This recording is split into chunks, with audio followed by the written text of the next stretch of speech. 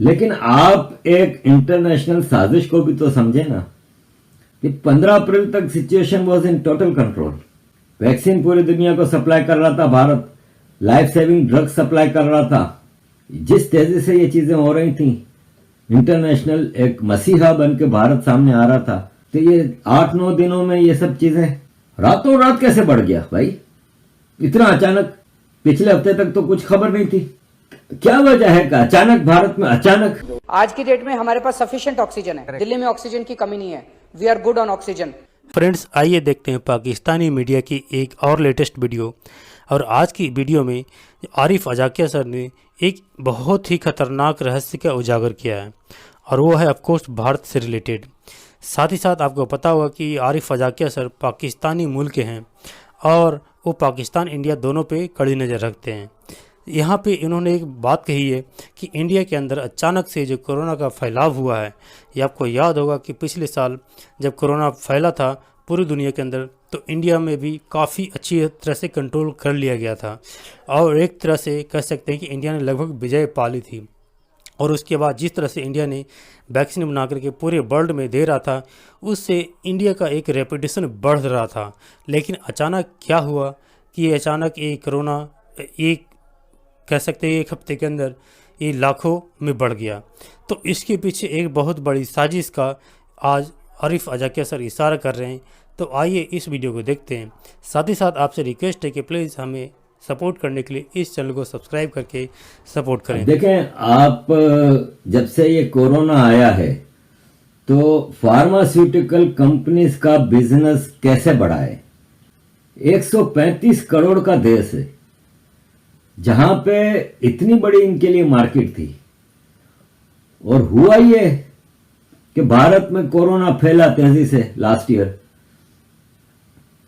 वहां पे सरकार ने रिवॉल्यूशनरी काम किया, लॉकडाउन और स्ट्रिक्ट लॉकडाउन लगाया। पाकिस्तान की तरह आर्मी नहीं बुलानी पड़ी थी, और आम आदमी ने भारत की सरकार का साथ दिया था, कंट्रोल कर लिया गया। और ऐसा कंट्रोल किया कि दुनिया में सेकेंड वेव्स और थर्ड वेव्स आने लगी, भारत में कंट्रोल हो गया। फिर वैक्सीनेशन का काम शुरू हुआ, भारत की वैक्सीन पूरी दुनिया में जाने लगी, 60 से ज्यादा मुल्कों में जाने लगी। उस पे इन फार्मास्यूटिकल कंपनीज का दिमाग घुमा कि ये तो हमारा धंधा ही चौपट कर रहा है। अब उस पे आपके भारत में तो आपको पता है कि गद्दारों की कमी नहीं। भारत में अड़े एक्सपोर्ट हो रहा है, हमारे पास वैक्सीन नहीं, एक्सपोर्ट हो रहा है। फॉरेन मिनिस्टर ने ये जवाब दिया। But if you get into this, why are you exporting abroad at all? Then somebody else will ask, why am I exporting to India? So ask yourself this question. Can I, on the one hand, go around the world and tell people, guys, keep your supply chains flowing towards me? And by the way, the end product of that supply chain, I'm asking you for raw material, but I'm not going to give you the vaccine. So now, and look at the vaccine itself. I mean, today your largest vaccine under production is an international product. It's a co-creation. It's a co-production.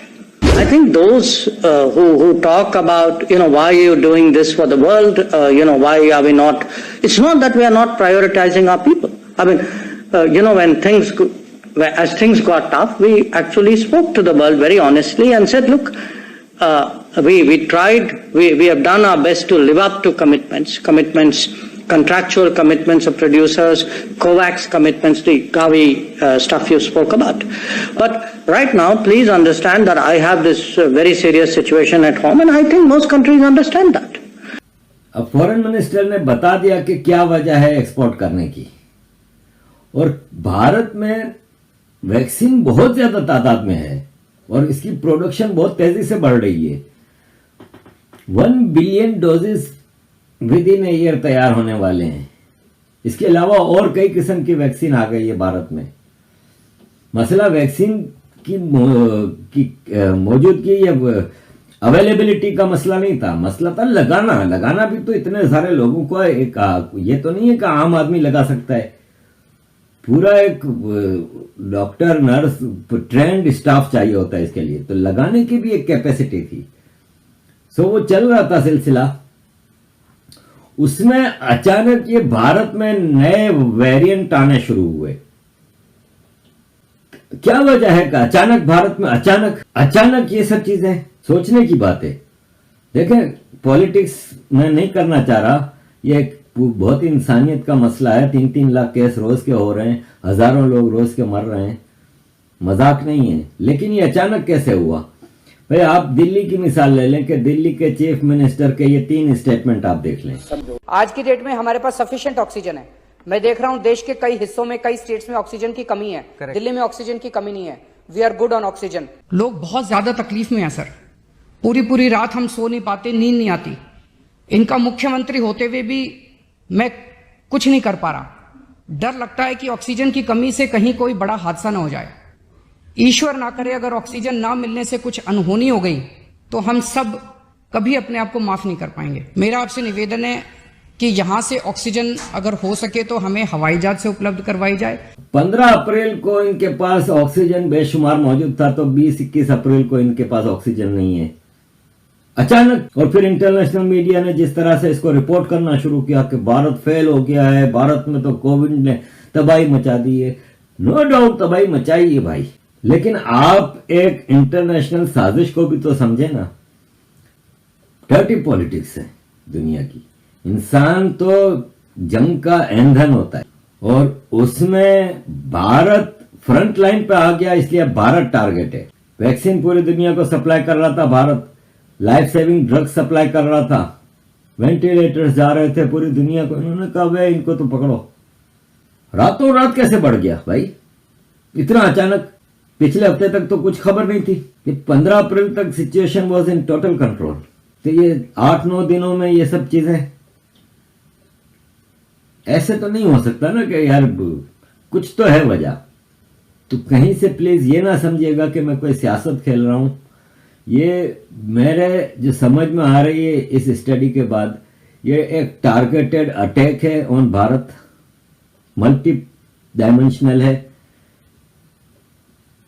BJP की सरकार को कमजोर करना, भारत की economy को नुकसान पहुंचाना, भारत जो इंटरनेशनल एक रेस्पेक्ट और ऑनर गेन करता जा रहा था।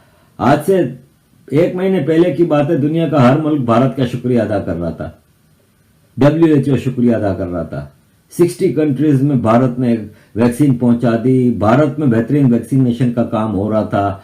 जहां पाकिस्तान जैसे 3rd क्लास कंट्री ने 1 मिलियन वैक्सीन लगाई है, वहां भारत ने शायद 100 मिलियन वैक्सीन लगा दी है।